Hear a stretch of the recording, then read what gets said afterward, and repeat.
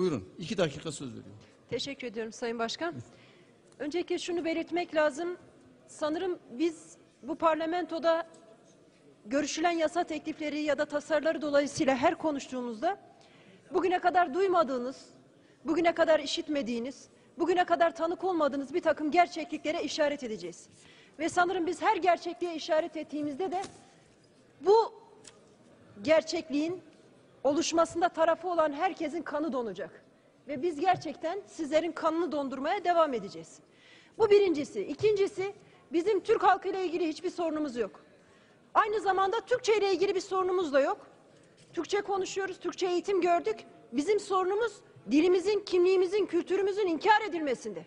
Bizim sorunumuz bunun yok sayılmasında. Bizim sorunumuz faşist anlayışla.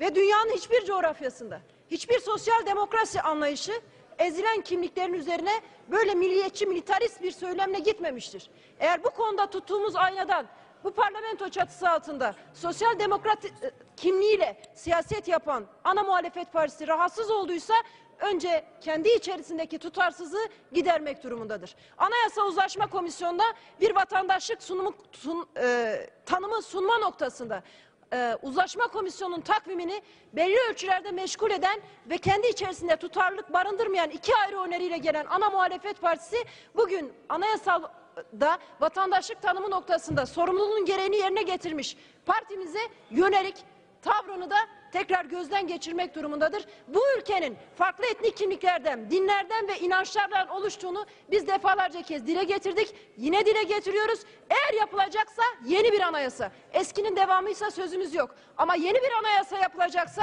bu etnik kimlikleri, dinleri, inançları...